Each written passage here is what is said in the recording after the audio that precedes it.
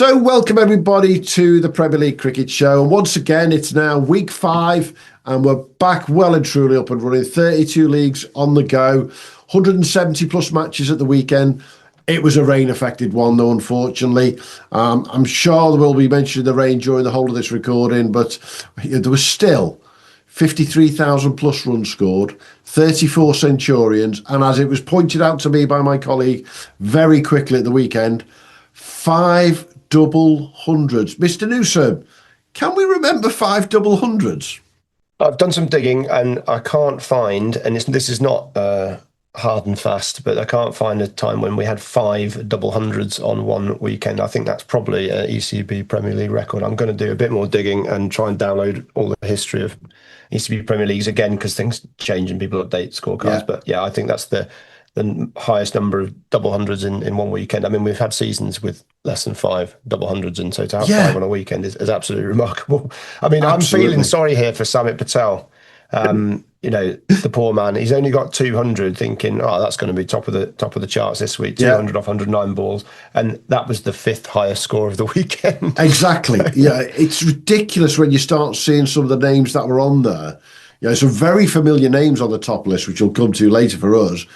And if a 200 or Richie Oliver down at Reigate, or mate Stephen Hurst, mate, 201 not out. You made 4th place, Richie. Big deal. It is kind of ridiculous. What I am minded to say, though, we've got a recording from a week or two ago when our friend Mr. Matt Taaffe said that the 250 by Jaden Draper would not be beaten. Blake Nikitaris, 235 not out. That 250 could go this year, mate. Well, I mean, based on this, yeah. So Blake Nikitaris, first grade cricketer from St George in Sydney, obviously New South Wales, Sydney, Big Bash cricketer, useful player. So he's come in overseas, not been here particularly long. I'm just seeing how many games he's played. That's his 5th innings. He's currently sitting on average of 92, which is helped by his 235 not out. He not helped in that average by a Hearts Premier League duck on his Premier League debut. So he's gone duck on his Premier League debut, and then 235 not out. So he's made up for his duck for Flitwick there. But yeah, it's a really interesting start to the season in terms of double hundreds. Could this be a record-breaking run-scoring season?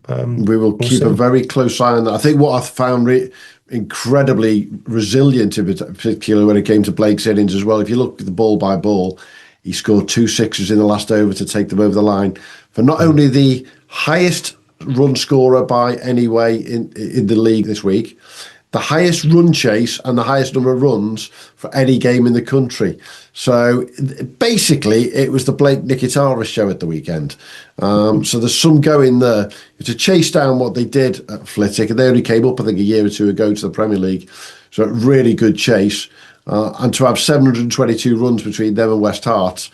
That's a day's cricket. When you consider what the weather did in certain parts of the country, you see that going on. Madness, isn't it? Yeah, I mean, you've got 2 lads for West Hearts, Zayed Faisal and Nafi Sheikh, 154 and 132, feeling pretty pleased with themselves when they put up 359 for 3. Yeah. And then obviously Blake's come in and just won the game on his own, basically. He's not had a huge amount of help. He's got 235 at the top, and then 6, 4, 9, 18, 8, and then Joe Lowe stayed with him for a good period, 62 off 55 balls before he was out. And then we got a duck straight after that. So yeah, it was looking a little bit dicey, and they won it, as you said, they've won it off second to last ball of the innings. So yeah, it's just, when you get your overseas in, and when you get a big name first grade cricketer, state cricketer like Blake in, then that's what you're getting. You're wanting him to deliver in these situations, and boy, has he done it. So congratulations to him. Absolutely. He's certainly got what you pay for there, without a shadow of a doubt. Now, we're going to be talking to Mr. Taaffe from Cric somewhere down the line as well. He's not with us to record live today, but when you listen to this episode, you will hear what Cric have been up to. Through the magic of radio. Absolutely, through the magic of radio, podcasting and me editing. But we are going to, starting this week, talk about 4 leagues each week now. With the utmost respect to you all out there, we've got 33 leagues to keep an eye on. You can't talk about everything all the time, but we're going to highlight 4 leagues. But before we do that, I just want to highlight one of the most remarkable games I've seen at the weekend. And, whilst we talk about 4 leagues, there's always going to be other bits and pieces. So the fastest finishing game across the whole country, the Premier Leagues at the weekend, was the game between Ger Lane and Pudsey St Lawrence, where Ger Lane bowled out for 115 and Pudsey St Lawrence won it by 5 wickets, 117 for 5 off 19.4 overs. And you look at that and just go, yeah, game that's lasted 40-something overs, all over, well done, boys, because actually there was a lot of rain around the Bradford League. However, that does not tell the story of the entire game.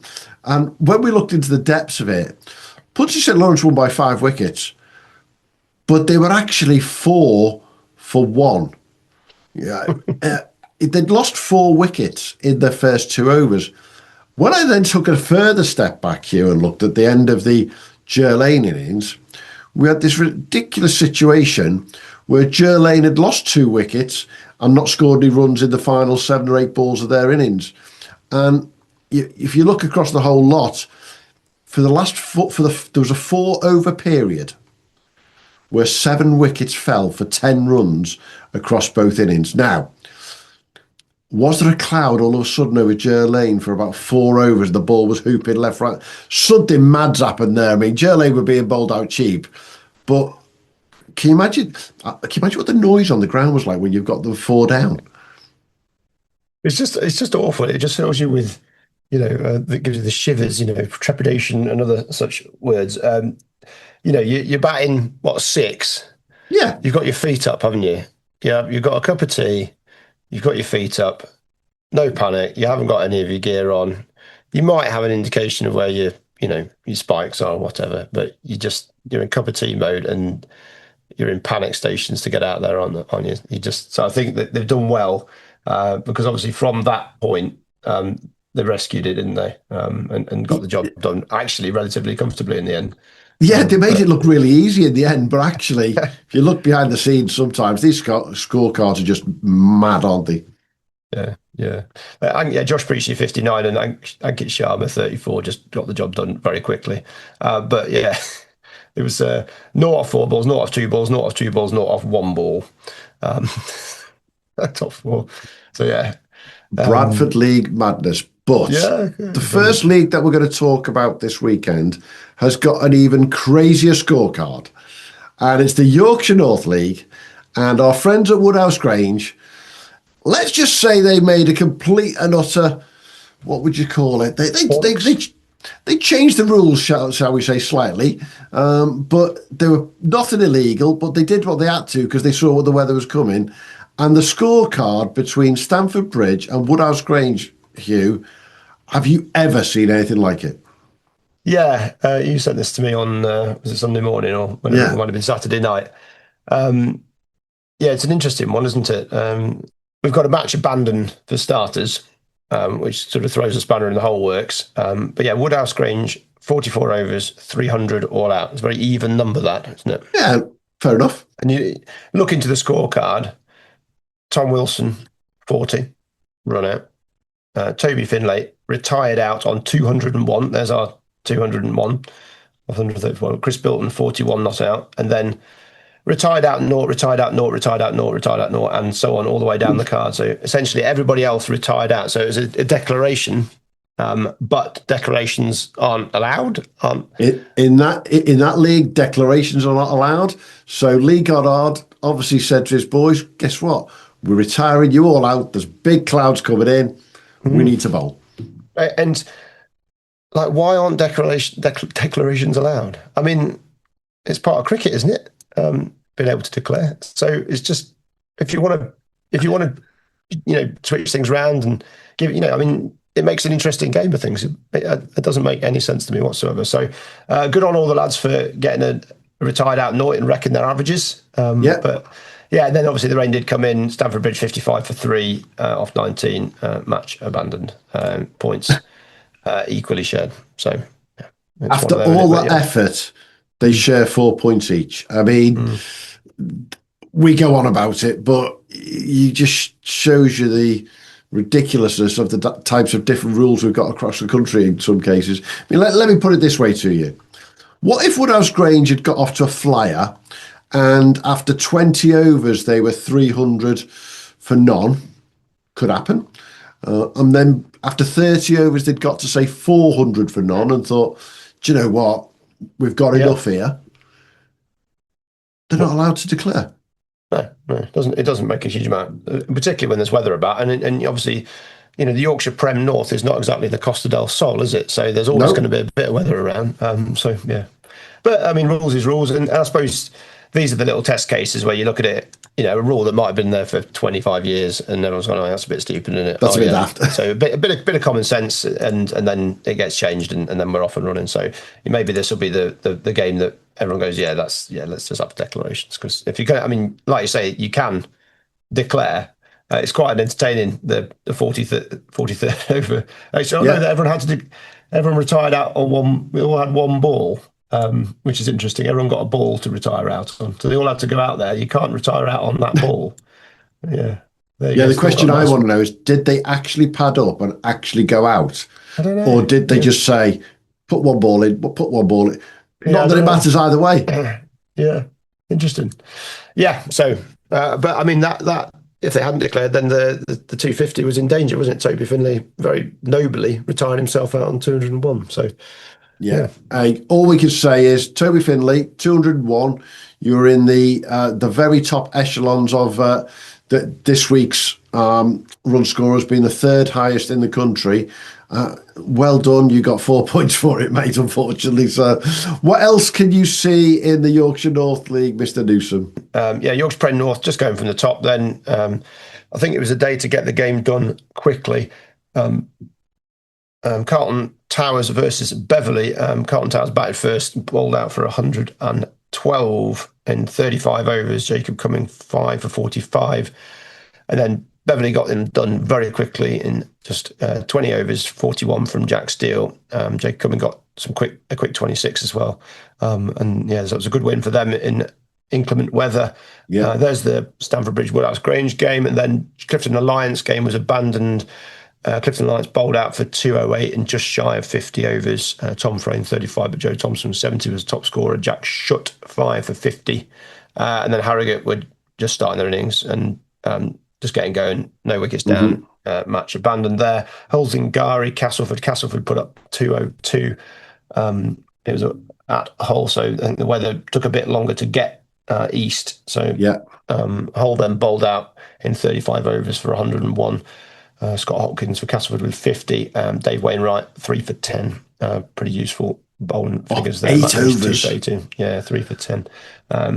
He's useful, isn't he, Dave Wainwright? And then Knaresborough Sheriff Hutton Bridge. Sheriff Hutton Bridge got the win, 244 in 50 overs.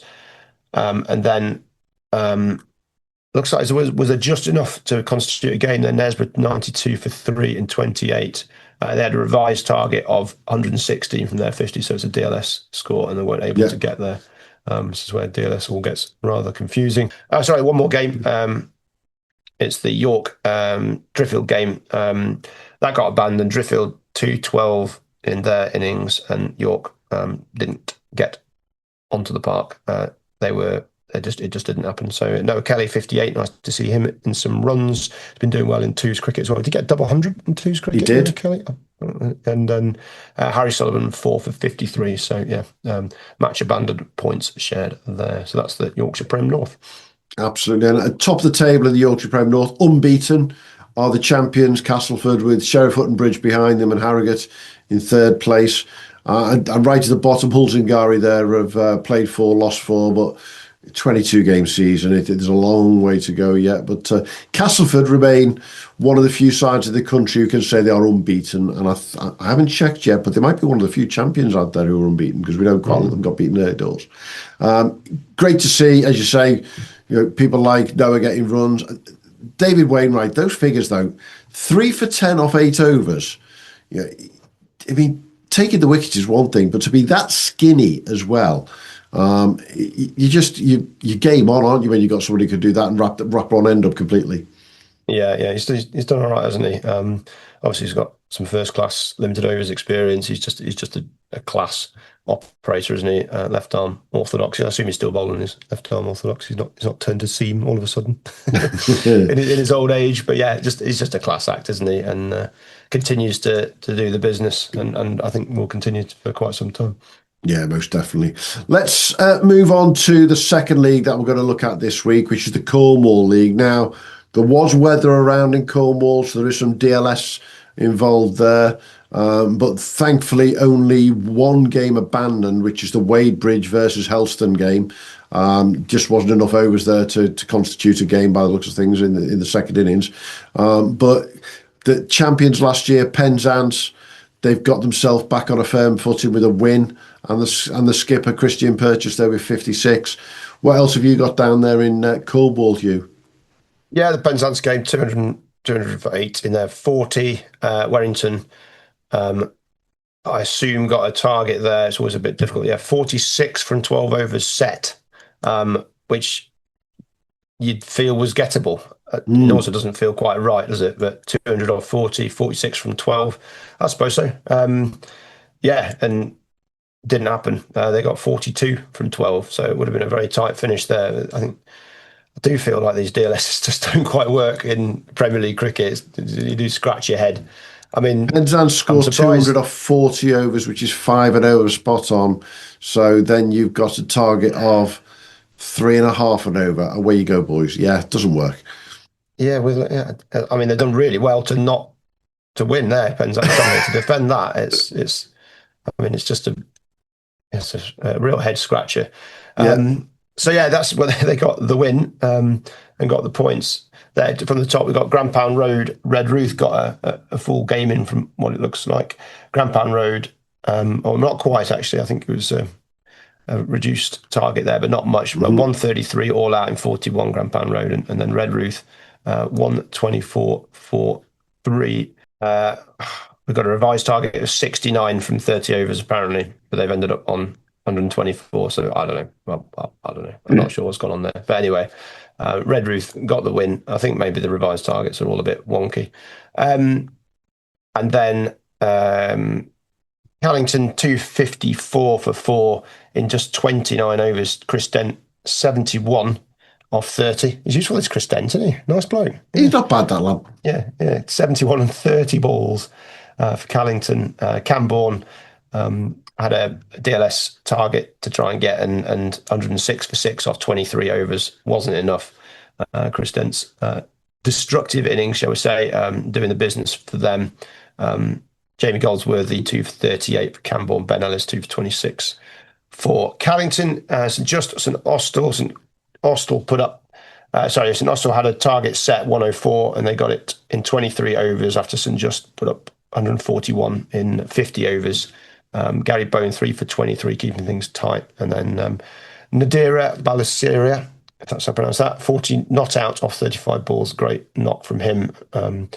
Rowan Taplin 37 off 60 and saw St Austell home. And then there's an abandoned game as well. Helston 262 for 8. And obviously not enough cricket happened for Wadebridge. They got set 136 off 20 overs. They weren't going to be close, but it got abandoned in time. So pretty comfortable abandonment there with points roughly shared. Although just looking at that abandonment there, the points were 13 and 12. So yeah, pretty much as you were with the points. But yeah, so Wadebridge probably feeling a little bit fortunate with the abandonment there. But Stephen Jenkins 76 off 80 was top scorer for Helston.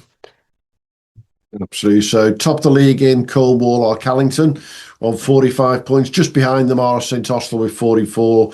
Red Ruth 10 more points behind there are 34. 3 games gone. I mean, it's still a long way to go, but when you start to see, Callington are 45, are 16 points ahead of Penzance already. 3 games out of 18. That's quite a big chunk all of a sudden, isn't it? That's 16-17% of the game's gone. And they've got playing catch-up Penzance now. Whether they're going to get it on a roll as they did last year, we will see. But I think what Callington will be really pleased about in particular there, Hugh, is seeing Chris Dent, a friend of our show a few weeks ago, now starting to get into that, understand what Premier League pitches are about, and start to 70 odd off 30 odd. He's not messing about now, is he? No, well, I think he probably always knew what Premier League pitches are about, but just dropping back into amateur mode from his pro career. But yeah, he's a serious player, isn't he? And he will be for many a year. So I think that the more innings he gets given, he could be pushing the top of our charts if the weather and the pitch is playable for him. But yeah, no, it's looking good. The Cornwall League, everyone's done all right. It's not there's wins in there, there's losses in there, but there's the points that no one at the moment is falling too far behind, and no one's streaking off into the distance. No, which is what we like to see, definitely. Now, before we talk to Mr. Taaffe about what's going on at Cric at the weekend, I'm going to bring to your attention another remarkable stat that I think I've picked up from the weekend. Now, I'm dropping this one on you, so get ready.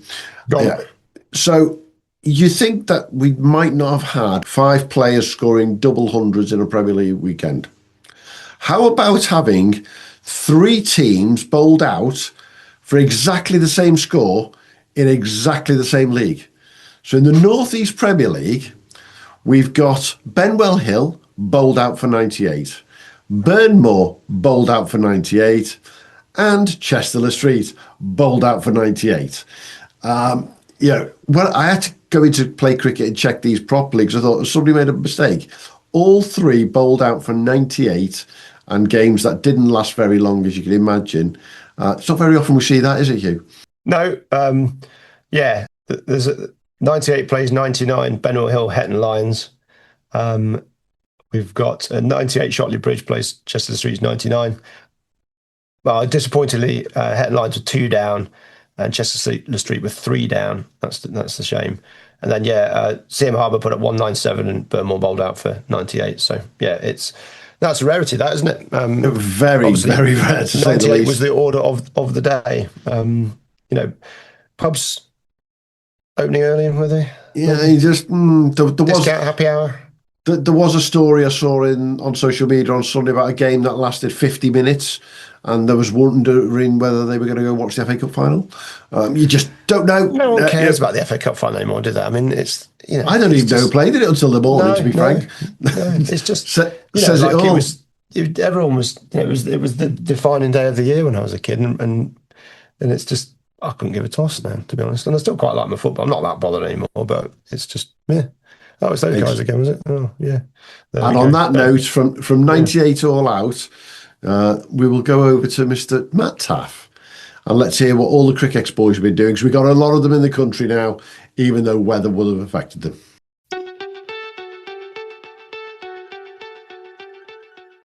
So here we are with Mr. Matt Taaffe, Cric, and it's time to talk batters. And you've got one of the top 5 there, mate. Yeah, we do. On debut as well. Moshin Khan for Cornwall, 203 not out off 93. Arrived on Thursday night and double 100 on Saturday. Thursday night?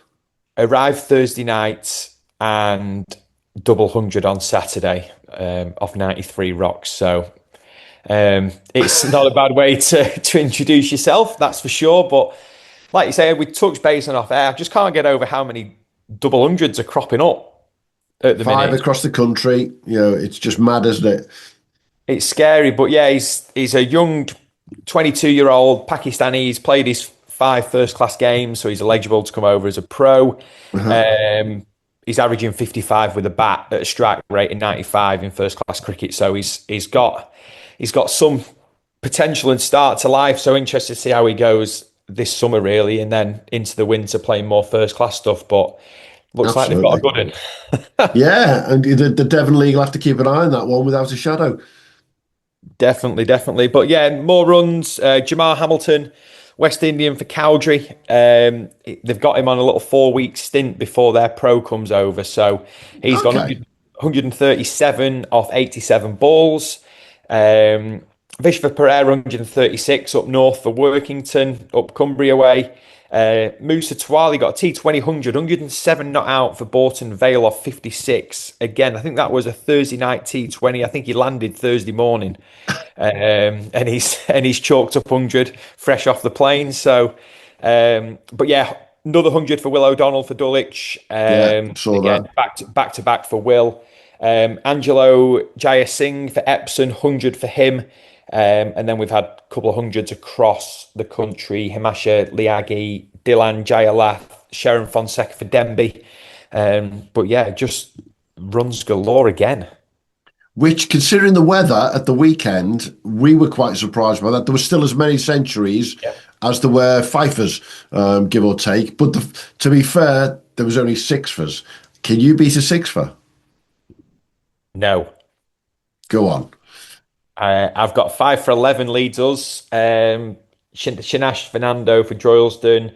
Jacob Cumming, Beverley Town, back to back 5 wicket hauls, 5 for 45. Yeah. Johan Madig for Laceit, 5 for 12. But I've got no sixfers or sevenfers at all, just fives knocking about. Yeah, we think it might be the first week without a sevenfer, and a very few sixfers, some quite low numbers there. Jacob Cumming at Beverley Town, he's looking strong. Now, that's a strong league he's playing in there to do back-to-back fifers. I think he scored 50 odd as well at the weekend. Yeah. He looks one to watch in the Yorkshire North League. Yeah, proper play. It's his second year. Obviously, had a nice year last year with a bat and ball. Otago is his state back home in New Zealand. So, yeah, he's definitely one to keep an eye on. Like you say, they've looked like they've got a good one. If you've got a good one, get him back for a second year. Just keep signing them. Everyone's in the country, bar 1 or 2 for you guys now. Chaos ensues, trying to keep an eye on what all the boys are doing around the country. But I'm guessing with Cric, you guys are now got your focus as well, flipped completely the other way, starting to get players for Australia, New Zealand, and wherever over the winter. Yeah, it's not started. We've gone over 100 placements already for Australia and New Zealand for next winter, so it's very busy. We've got clubs galore seeking players, so if you do fancy it, get in touch and we'll have options for you near on straight away. In all honesty, it's was hoping for a little bit of a die down period after the UK chaos, but it's not. So we've got Aussies and Kiwis just wanting English lads. We've got clubs taking up to like 7 overseas players, which is just ridiculous, really. So all good fun. Clubs taking up to 7 players. Yeah. And here in this country, we have to go through a little worm of rules to get one, if you're lucky, into a club. Yeah. They do it right over there, in all honesty. They give experience. Right. Yeah. Point system. You can have multiple overseas per side with it being a point system. But yeah, we've got clubs taking 2 players for the first team, 2 players for the twos, 2 players for the threes, and then throwing in a couple of female overseas for the women's section as well. So it's great to see, really. But yeah, they just do it right over there. Absolutely. So if you fancy spending the winter in warmer climes, as they say, all you got to do is jump on the cricx.com website, register, and talk to the boys at Cric, and they'll start and try and look for something for you. Yeah, simple as that, really. We'll do all the legwork and put your feet up, and we'll come back to you with some good news. Absolutely. Just joking aside, when I say this, what sort of level of cricket do you think people should be applying from? Are we talking Prem, obviously NCCA, Prem, Div 1, 2, maybe a little bit lower in some cases? Any ability, really, in all honesty. Like I say, we've got clubs happy to bring overseas players for the lower grades.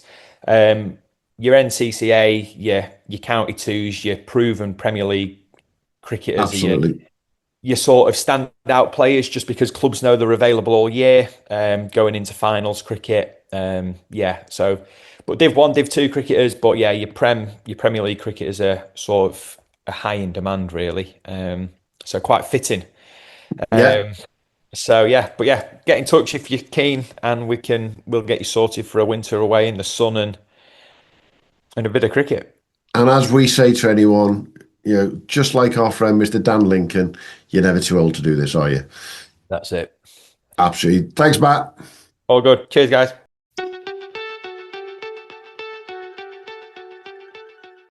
So thanks to Taaffe for that update on Cric and what's going on with all those overseas boys over. We've got 1 or 2 of them starting to hit form now. The weather's been a bit iffy, let's be honest. We don't know what's going to happen over the next few weeks. Although I look at this weekend and think we might be okay for some few days here, which would be quite cool. But talking of good weather, let's go and talk about our favourite run-scoring league in the entire country because it's always sunny in East Anglia. It just seems to be always sunny. There always seems to be a lot of games played and very few abandonments. And this was exactly the case of the weekend.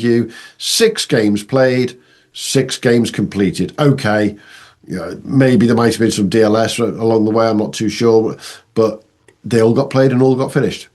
Of course, yeah, it's East Anglia. And, I want to submit a family apology about East Anglia here because my dad was always rude about East Anglia. My dad was rude about most people that weren't my dad, but he's passed away now, so I can slag him off in pieces, but he's a bit of a legend, my dad. But he was always rude about people, and we didn't go to East Anglia very much, and I've had 3 trips down there in the last few years, and I do love it down there. So it's beautiful. I think it's just wicked. So if anybody wants to give us some money from the East Anglian Tourist Board, Sutton Hoo as well, worth a visit, some lovely spots. So I highly recommend it. So on that note, I shall refer to the East Anglian Premier Cricket League. Is that I think that works, but I can actually back it up by saying, having never been to East Anglia in my life until last year, I probably dissed it quite a lot without realising how bloody beautiful it was. And the summer show at Cromer Pier, Sheringham up the coast there, Mundersley Beach. Yeah, you're right. East Anglia Tourist Board, they owe us a few quid, I think. Yeah, let's get in there. So yeah, and of course, oil prices being what they are, it's a lot cheaper to get to East Anglia this year than potentially anything else. So yeah, absolutely. And people are now listening, thinking they are being paid already. Yeah, that's it. Very good. Just jumping in then. Sudbury Horsford. Horsford got the win. Sudbury 213 for 10, bowled out a little bit before the end of their innings. Horsford wasn't all their own way there. It was a very tight game. Really, really going down to the wire. You've got Darren Batch 52, Bobby East got 48, Ned Overbury 42. So a team effort there. Ryan Finley with 4 for 28 for Horsford. They needed every wicket to get to the end there, and they got there with 3 and a bit overs to go. Neil Hornbuckle 74 off 79. Lewis Denmark 34 off 39 balls. Ben Rees 4 for 28, nearly getting the job done. But just looking at the ball by ball, it was, they had to hang on with 9 wickets for a fair few overs. Then the last couple of overs went for 13 and then a 7 off. We got the big 6 from Denmark. So, yeah, it was a very important knock from Lewis Denmark, really, really seeing his side home and meaning Ben Panther didn't have to face many balls before the win was gained. But yeah, great knock from him and a very important win. Swardston, Mildenhall. Swardston chased down Mildenhall's 211 all out. Matt Allen for Mildenhall 39, John Allen 37, and Casey Carriappa with his bat this time, a 36 off just 15 balls to get him up to a respectable total before they were bowled out. Tom Bailey 4 for 65, and then Swardston got the job done very, very comfortably indeed. Ben Chapman 82, Alfie Cooper 37 not out, and not a huge amount from the bowlers there. They got the runs with 15 overs to go. The weather probably wasn't threatening too much because we were too far east. Whittam versus Copdock. Copdock 236 all out, just shy of their 50 overs. Ollie Burl 62, Ishan Rakesh 59 off 60. Jamal Richards got 3 for 39. Oscar Burley 3 for 31. And then Whittam, Sam Greer 67 off 49 balls not out. Got the job done for them. They finished with 3 overs to go, 7 down. So it wasn't all plain sailing, but yeah, a relatively comfortable win in the end. Harrison McDonald 46, and not a huge amount from the bowlers. Wickets spread around between Jamie Bridges, Andy Hamby, and Thomas Harper. Ashman, Barton Wanderers, Sawson, Babraham. Ashman got the win, 214 all out in just shy of 50. There's a lot of people getting bowled out just shy of 50 overs at the moment. Ahmed Jamal 66, Jordan Everett 50 off 115 balls, Jaden Draper 32 off 32, and then Ashman bowled out Sawston for 186 in their 50. Ethan Rice got 59, Andrew 40, but nobody else was really able to do a huge amount. Joe Everett, as well as his 50, chipped in with 4 for 33, so it was a really good all-round performance from him. Downham Stowe, Bury St Edmunds. Downham Stowe got the win. They got 258 for 6. Both the Wilcoxes doing very well for them. 66 for Finlay and Ben Wilcox 50 off just 51 balls. They were chasing down 257. So they finished on 258, 257. Routledge with 86 off 112, and Harry Gallion 55 off 85. But yeah, it was a really good chase for Downham Stowe. They finished 6 down, and with 5 and a bit overs to go. Ben Wickeder with 2 for 42 for Bury St Edmunds. Dan Shanks was 2 for 45 as well. So, and then the last game, Ramsey versus Hutton. Ramsey chased down Frinton's 247 for 7. Very, very comfortably indeed. They finished 5 down, but they got it in 35 overs. Ben Saunders, 126 not out off 105 balls. Harry Wilson, 43, were helping him out, and the other batters weren't massively required. For Frinton, Michael Comber, 59 off 89, and Hamad Arshad, 42 not out off 30, but not a huge amount else, and wickets liberally spread around the Ramsey side. So yeah, a really good win for Ramsey. Where does that leave the table? That leaves the table with Horsford at the top, 5 wins out of 5. Nice. Copdock is second, 4 wins. They're in second place on 107 points, and Mildenhall third. Really pleased to see Ramsey, who've been promoted, and Michael Cafferkey spoke to us pre the start of the season. They're in 8th place, looking as though they could mix it in the Premier League, having come up. I think what's really interesting about 2 things I picked up from that weekend. Number one, when was the last time we saw nobody score 300 in the East Anglia Premier League? Yeah, lots of 240s, 250s. Only one Centurion, Ben Saunders at Ramsey, who that chase of theirs at Frinton, they made that trip, 2.5 hour trip to Frinton, and they obviously wanted to make sure they got back in time with the traffic, because they chased that 247 down to you in 35 overs. You know, there was no messing about on that one. But one Centurion and not a single fifer, and no score over 300 in East Anglia. Every team except one made it to 200 as well. It's just Sawston were the only team that didn't get 200. So it's quite a balanced day, to say the least. The only team not making it to 200 were last year's champions, who currently Sawston sit in 7th place in the league. But you know, there's 5 games gone in that league, 22 game season. Would you believe next week we're more than a quarter of the way through it, Hugh? Well, when do they switch to red ball? Would that be next week? Have they got one? Is it after 6 or 7 games, and then they do a batch and then go, don't they? Yeah. And will Sawston then push themselves back up the table? Yeah, definitely. But hey, Mildenhall, you know, Casey Carapper is in there for his red ball game. So Mildenhall's actually sitting very third. Looking reasonably well set there for the red ball, because that's, you know, if KC's there and he can bowl long stints, you know, he's going to be very hard to score against. Mildenhall could really kick on this year. They've been sort of flirting with things for a couple of years. Didn't have a great season last year, so can they bounce back this year? Interesting one.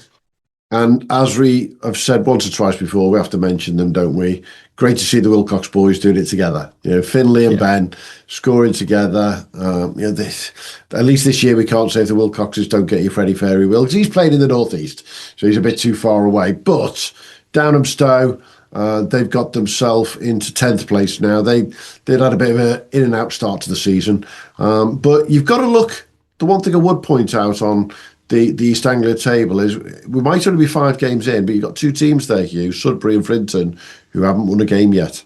You don't want to get left behind early doors, do you? And ended up in that playoff situation that they have in East Anglia. It all gets a bit messy, but that Ramsey will be very happy to get their 2.5 hour trip out the way to Frinton. They don't have to do that one again. That's it. Arthur Wilcox, the other Wilcox up in the northeast, isn't he? And he's going pretty well. He's averaging 40 for Newcastle. So university calls, and the Wilcox boys doing well no matter where they're playing. Absolutely, 100%. Hey, let's go across the other side of the country for the 4th league we're looking at this week. There was one abandoned game there, which is in North Wales. The game between St Asaph and Gwersylt Park was abandoned without a ball being bowled. Now, bear in mind, over the last couple of weeks, there's been some big scores over in North Wales. Kyle Williams scoring 192 for St Taaffe last week, and the week before, Ayush Varma scoring 120 for Menai Bridge. But I'm looking at the scores for North Wales this week, Hugh, and saying, back to normal. Oh, I'm wondering whether they're all playing through the rain like I was. So, yeah, it wasn't pretty for much of the country, and particularly the west. So I'm surprised there's so many games on. Maybe they're just a bit hardier there. The wind's blown it through potentially, but I think there's some soggy pitches knocking about. I don't think some wet cricket balls and some fed up fielders. Yeah.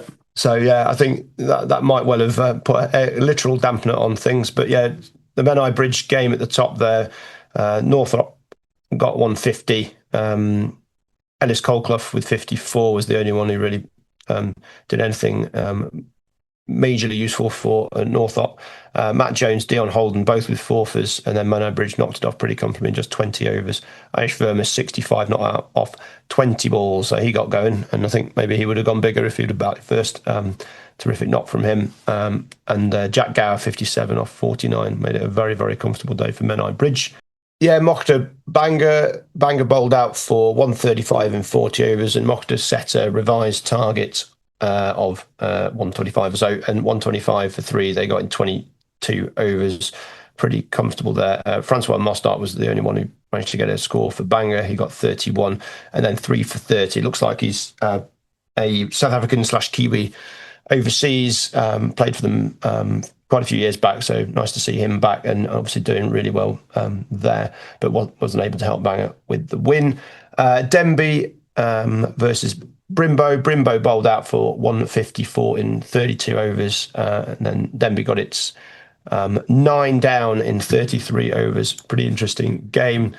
Just looking at the ball by ball, a fairly big collapse towards the end. Things were looking relatively comfortable. They were 136 for 6 in the 29th over, and then lost 3 very quick wickets to... things were looking relatively comfortable for Denby there in their innings, and then they lost 3 wickets. They were 136 for 6 in the 29th over, and then 3 very, very quick wickets for Brimbo made things tight. Sam Applin was bowling, but Jones and Griffiths got him over the line. A cheeky 4 and a 2 off the last 2 balls did the business for them.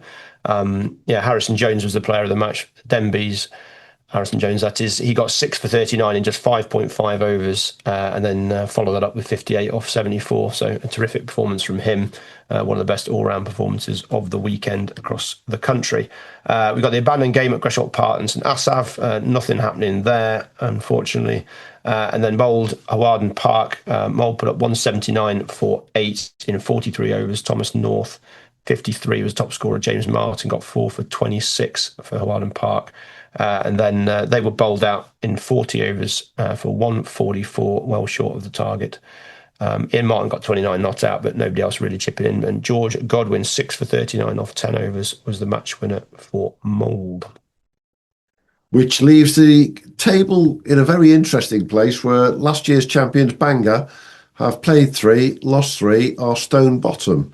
And Hugh's favourite club, Menai Bridge, are at the top of the league, having won the first 3, but they're equal top with Denby. They've also won the first 3 as well. But it does look a bit topsy-turvy, that league at the moment. And the fact that the weather must have done something really, really strange. It's come across North Wales, only 1 game abandoned, bit of DLS going on, but by the time we got to Merseyside in the Liverpool district, not a single result. Completely wiped out. I think anyone who got their cricket through at the weekend, they did well in the end. I think it's fair to say. We could always chip in for the North Wales Tourist Board, couldn't we, as well? Just we've gone, for East Anglian Tourist Board, and if we go northwest, and we get a bit of money out of them as well, because it's a beautiful place to play cricket. And if you look, the there's never rains, does it? Never. I can see me clipping all these tourist things up, and it'll be a nice continuous advert, definitely. So, hey, well done to Harrison Jones in particular, 6 for 50 odd for Denby, leading, as Hugh said, our top all-rounders for the week. But do you want to have a look at those? Let's have a look at those top performances in the batters, shall we, Hugh? We've got 30-plus Centurions, 34 over the weekend. I'm going to just go from the bottom with a couple of them. Very familiar names. Our old friend Sam Young, 137 off 84 balls for Bath. And James Kettleborough, Checkley and Staffordshire captain, 145 off 115. Great innings there, but the top end, mate, I mean, it looks fabulous, doesn't it?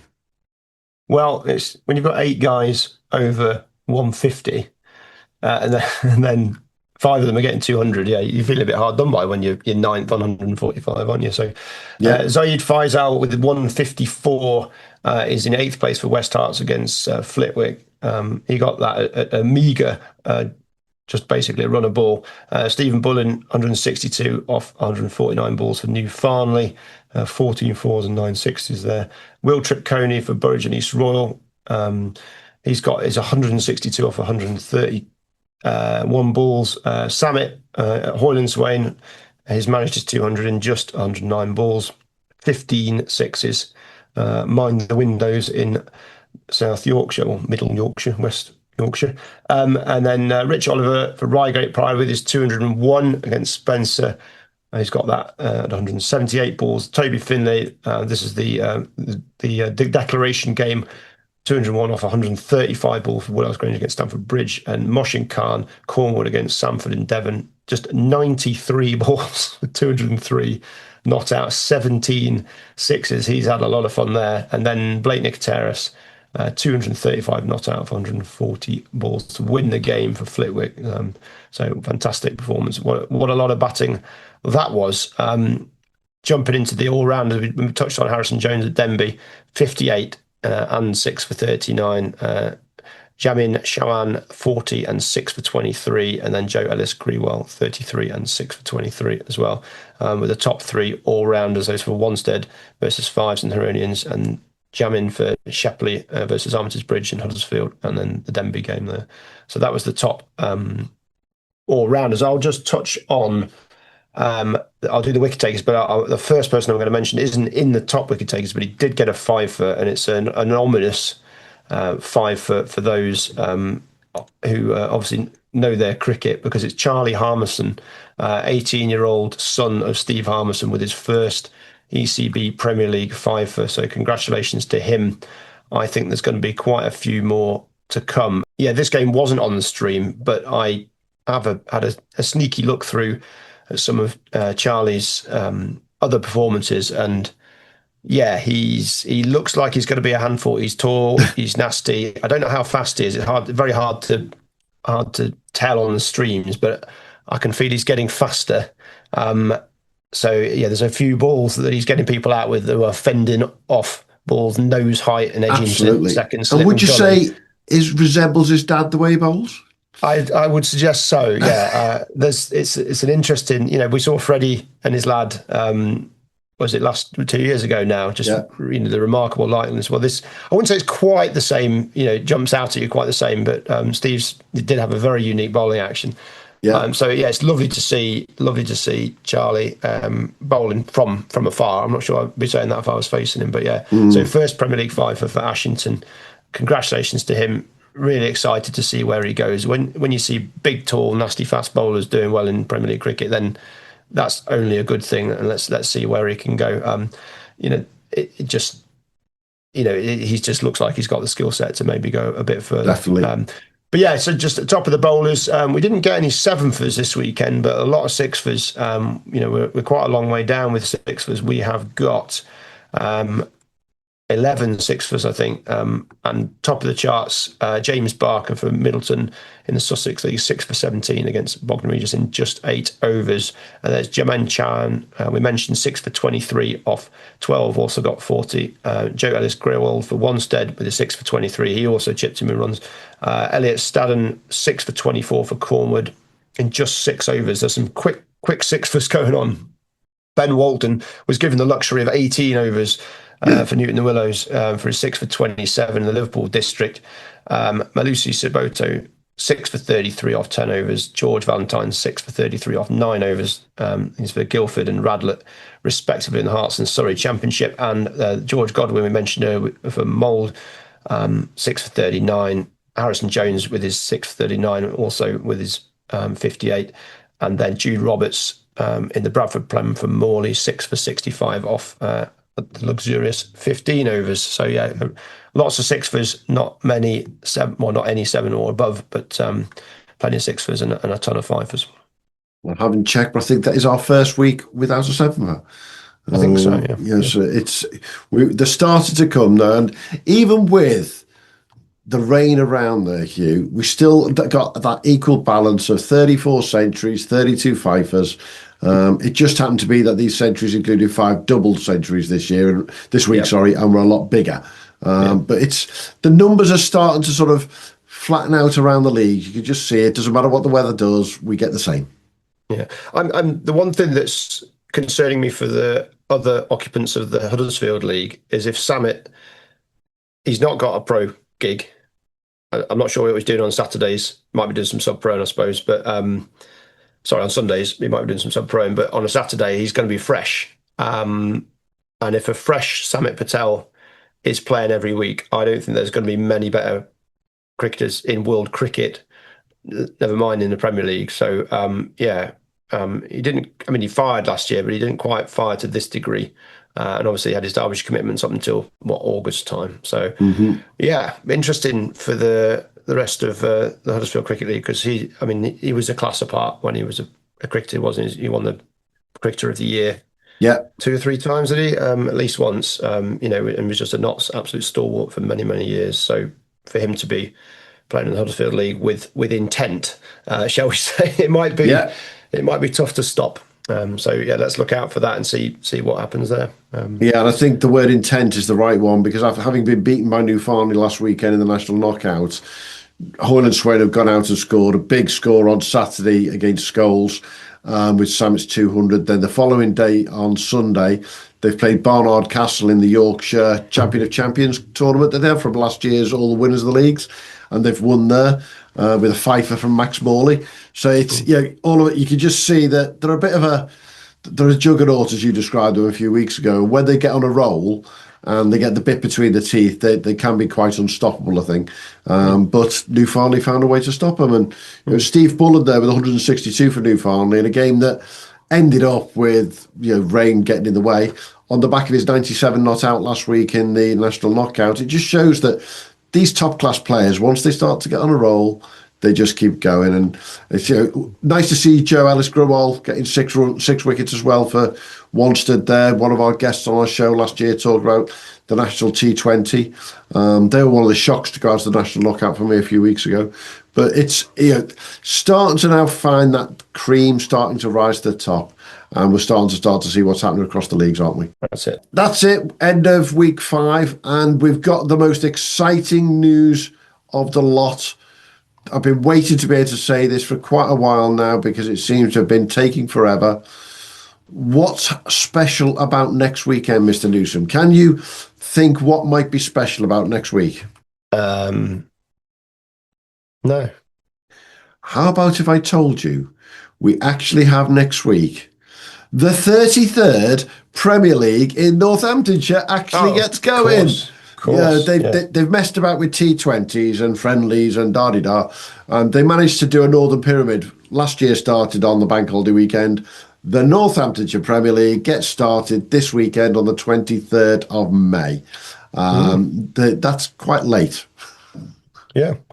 It's fine if the weather's been a bit iffy, which I suppose it has, but it's not been too bad. So I think everyone, after those 2 really dreadful years, everyone's kind of thought about shifting things around, and some leagues have gone, no, won't bother, and other leagues have gone for it.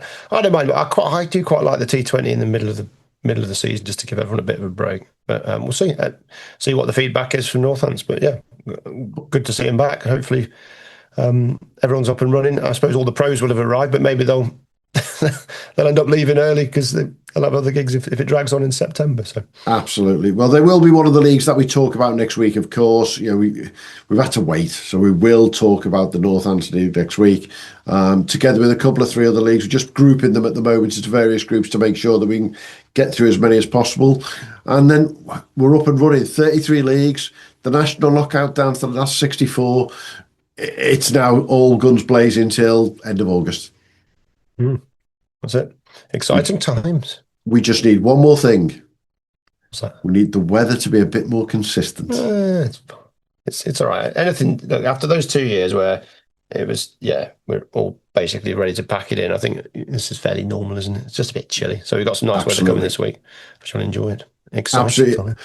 Good week ahead for us, cricket-wise. We've got lots going on. And for those who listen to our interview show, listen out for a little chat with our friend Tom Scully from Cricket Mentoring this Friday. Tom's coming over. He's been touring around Europe on a bit of a holiday at the moment, but he's coming over to head coach at Crouch End in the Middlesex League for this season. But while he's over, he's taking Cricket Mentoring on tour around the whole country. That old phrase, he will be coming to a cricket club near you, without a shadow. He will. He will, yeah. That's interesting. There's a few near us, so we'll certainly pop down and see him. And he's got a lot of really interesting things to talk about, hasn't he? He's got a different view on many things in cricket, and has obviously got the performances from his stable, shall we say, to back it up. So yeah, he's a very interesting guy to listen to. Absolutely. Don't forget to follow us on all our social media and subscribe to us on YouTube or your podcast player. And if you want to leave us a review, we won't say no as long as it's 5-star. Absolutely. Yeah. Absolutely. Catch you later, mate. Cheers.